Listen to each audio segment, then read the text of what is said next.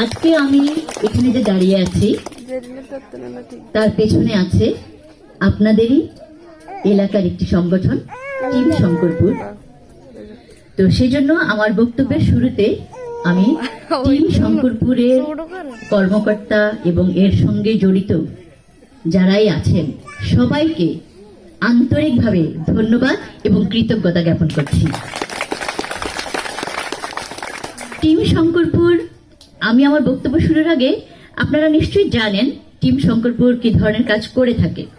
তারপরও যেহেতু আমি টিম শঙ্করপুরের আমন্ত্রণে এখানে এসেছি, তাই খুব সংক্ষেপে টিম শঙ্করপুর সম্পর্কে দু একটি লাইন না বললেই নয়। টিম শঙ্করপুর হচ্ছে এমন একটি কমিউনিটি ভিত্তিক যুব সংগঠন যা সমাজের নৈতিকতা, শিক্ষা, শৃঙ্খলা এবং সামাজিক সচেতনতা বৃদ্ধির লক্ষ্যে কাজ করে যাচ্ছে। এই সংগঠনটির মূল লক্ষ্য হচ্ছে এই এলাকার শিশু, কিশোর কিশোরী এবং অভিভাবকদের সচেতনতা সৃষ্টির মাধ্যমে একটি শিক্ষিত, সচেতন এবং আদর্শ সমাজ গড়ে তোলা। এজন্য টিম শঙ্করপুরের আমি উত্তরোত্তর সাফল্য কামনা করছি।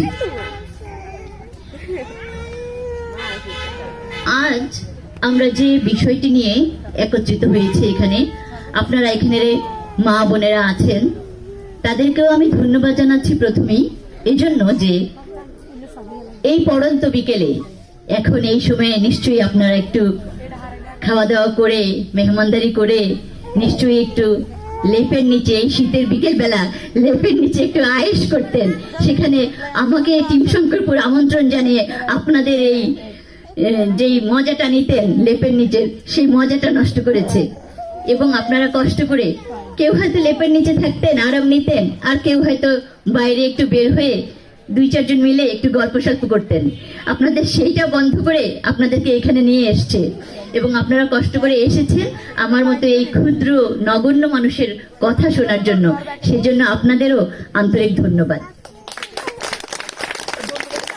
তবে কথা শুরুর আগে আমি আপনাদেরকে বলতে চাই, আজকে যে আমরা কথাগুলো বলবো, আমি বলবো এখানে আপনাদের আরেকজন খুব গুণী মানুষ আছেন এলাকার খুব কি বলবো, এই এলাকার একজন যোগ্য সন্তান, তিনি আছেন আনোয়ার সাহেব, আমাদের শরীফ স্যার।